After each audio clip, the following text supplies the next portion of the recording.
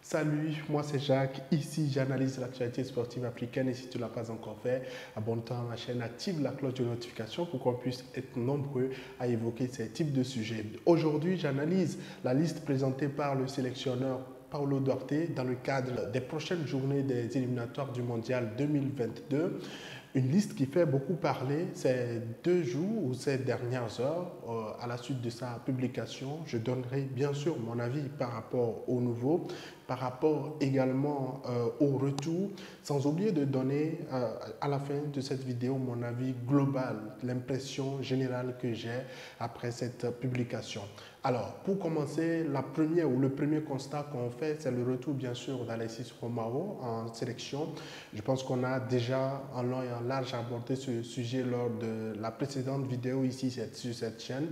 Et le sélectionneur a encore, au cours de la conférence de presse jeudi, évoqué ses raisons. Je pense qu'il mérite pour sa carrière, je pense qu'il mérite pour tout ce qu'il a fait pour cette nation. Et voilà, je vais le faire. Il sera là s'il est à un niveau que je pense qu'il est. Parce que quand on regarde jouer en Grèce, il joue avec une qualité encore très bonne. Alors, en dehors d'Alexis Romao, on remarque également le retour en sélection de quelqu'un qui a disparu un peu des méandres de la sélection depuis un certain temps, notamment Nyama Agaté, qui a fait quand même de très belles prestations lors des préliminaires de la Ligue africaine des champions avec Asco de Kara. Nyama Agaté, pour moi, c'est une illustration claire que quand on travaille, même après plusieurs années d'absence, c'est possible de pouvoir revenir en sélection et tout cela. Après Nyama Agaté, il y a également le retour dans les sélections du Togo de Thibaut Klidjer, le jeune joueur de la réserve de Bordeaux. Pour moi, c'est la satisfaction, c'est beaucoup plus le mérite pour ce joueur qui est l'illustration également de détermination malgré les difficultés d'adaptation, les difficultés pour avoir du temps de jeu, les difficultés pour pouvoir vraiment s'imposer même dans la réserve de Bordeaux et puis les difficultés au-delà du terrain, déjà dans le contexte dans lequel il est arrivé à Bordeaux, les difficultés extra-sportives et tout cela. Et je pense qu'aujourd'hui, son retour en sélection lui permettra d'avoir un souffle et une nouvelle dynamique. C'est un joueur talentueux qu'on a vu ici à Lomé et qui a la capacité d'accélérer au niveau de l'attaque et qui a une capacité de pouvoir encore progresser. On verra ce qu'il pourra apporter en sélection.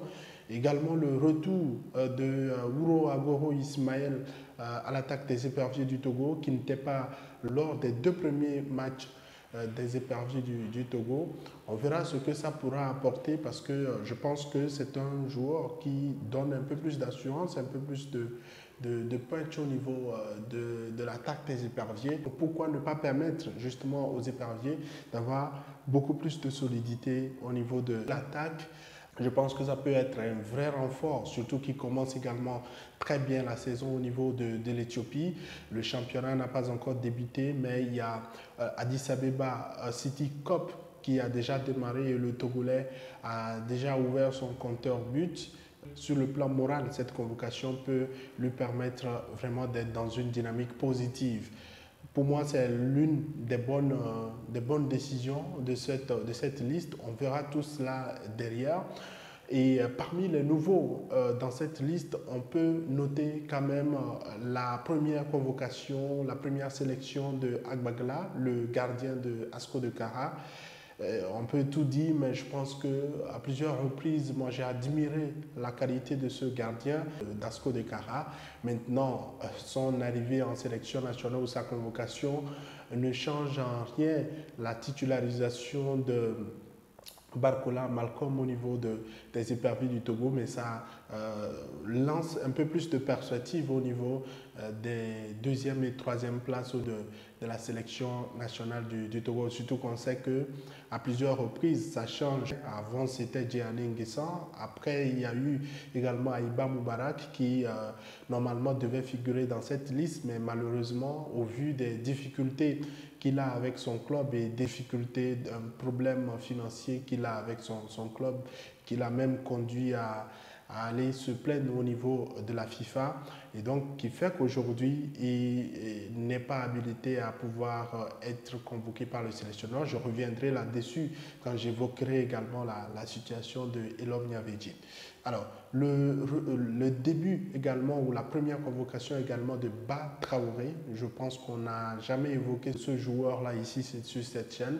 C'est un joueur qui évolue au Borussia Dortmund, à la réserve bien sûr, et qui n'a véritablement pas commencé la saison de façon tonitruante, mais c'est l'une des cibles de la sélection nationale. S'il a dit OK, on verra ce que ça peut apporter au sélectionneur et à la sélection en termes de richesse parce que c'est un défenseur qui peut également jouer au milieu de terrain. Pour moi, ça peut être l'une des richesses, quitte à observer ce que ça peut apporter. On ne peut pas véritablement spéculer sur un joueur qu'on n'a pas encore vu, mais j'espère que le sélectionneur a eu le temps de pouvoir vraiment analyser son choix de convoquer bien sûr Ba Traoré, qui pour moi n'a pas fait un beau début de saison, puisqu'on parle des meilleurs du moment en sélection, on devrait justement se poser autant de questions. Et justement, la question qui se pose après la publication de cette liste, c'est la position au niveau de Elom Nyavedi, le seul joueur qui est sans club sur cette liste et qui a vraiment les faveurs du sélectionneur, qui lui trouve beaucoup d'atouts, qui trouve déjà même qu'il est l'un des espoirs de la sélection nationale du Togo. Et à la conférence de presse, il l'a encore réitéré. Nyavedi, c'est un jeune que pour moi, c'est le grand avenir de cette équipe. Un de beaucoup de jeunes. Nyavedi, c'est un jeune et un joueur qui est là jusqu'à arriver ici. Donc je sais qu'il travaille avec AS Togo.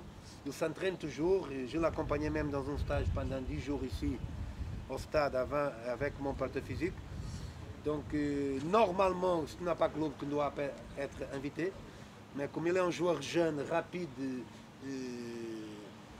trop vite, trop intense dans le jeu, et un joueur pour l'avenir, je pense qu'on doit donner le maximum de protection parce qu'il est en forme. S'il n'est pas en forme, je ne l'invite pas. Mais je l'accompagne, je constate. C'est bien qu'il ne joue pas, comme les autres joueurs qui n'ont pas commencé le championnat. Mais je vais faire cette exception d'inviter un joueur sans club parce que je pense que Nyavedi sera un joueur pour l'avenir très important dans cette équipe. Et comme il est là, je l'invite. Alors, au-delà de ce qu'il a pu apporter, nous tous on observe. Je pense avoir évoqué les prestations de Elom Nyavedi il y a plusieurs semaines ici sur cette chaîne. Voilà pourquoi parfois je vous demande d'être un peu plus régulier ici pour voir un peu la dynamique des choses, pour ne pas vous enflammer comme les autres s'enflamment un peu sur les réseaux sociaux. Parce que quand tu vois un peu de logique, tu peux quand même te dire OK, on peut fermer l'œil sur cette étape ou cette fois-ci et puis après on peut crier parce que quand tu regardes un peu le comportement de ce joueur sur le terrain, son engagement, sa détermination, c'est ce que veut le sélectionneur. Le sélectionneur veut quelqu'un, c'est une équipe agressive, une équipe très déterminée et sur les prestations qu'on a vues d'Elom Nyavedi qui reste quand même un joueur talentueux, on a vu quand même que c'est quelqu'un qui peut apporter quelque chose de conséquent à cette sélection du Togo. Maintenant, au-delà de tout, il y a une logique qu'il faut qu'on puisse respecter. La sélection, c'est pour les meilleurs du moment. Et je pense, selon mes informations, le sélectionneur, où il y a eu des tests pour voir la capacité du joueur ou les réponses du joueur par rapport même à ceux qui sont en activité, je pense qu'il répond énormément. Mais il faut qu'on puisse être logique à un certain moment. Un joueur, s'il est autant talentueux, s'il est autant bon, il faudrait qu'il soit dans un club. C'est une logique qui doit être respectée. Et donc, oui, on peut accepter l'exception du moment parce qu'on prépare l'avenir. Et je sais que ça va être difficile dans cette période pour Elom Nyavedi de pouvoir trouver un club. Mais d'ici janvier, j'espère vraiment que ce jeune joueur pourra vraiment trouver un club qui lui permettra de franchir une autre étape, d'atteindre une autre dimension et venir encore plus aider la sélection parce qu'il a un gros volume de jeu, sorti d'ailleurs du foot de rue et qui montre autant de capacités. Je reviendrai forcément sur une vidéo dédiée entièrement à Elom Nyavedi, mais je pense qu'on ne doit pas autant polémiquer sur sa convocation. Ce sur quoi on doit polémiquer, c'est ce dont je vais parler justement actuellement. Je pense que cette liste est passable, elle peut permettre à un sélectionneur de se dire « Ok, j'évolue un tout petit peu ». Mais quand tu regardes un peu au niveau de la liste d'attente, tu te poses assez de questions. Pourquoi autant insister à mettre Atakora Lalawele sur une liste d'attente? C'est la question qu'il faut se poser. Pour quelqu'un qui a eu un vécu autant important au niveau de la sélection nationale, qui reste, selon ce que je sais, le vice-capitaine des éperviers du Togo, ça reste quand même bizarre et incohérent qu'on puisse le mettre sur une liste d'attente, surtout qu'on sait qu'il est désormais en compétition, de retour en forme. Alors, je me pose assez de questions parce que ça peut frustrer, ça peut même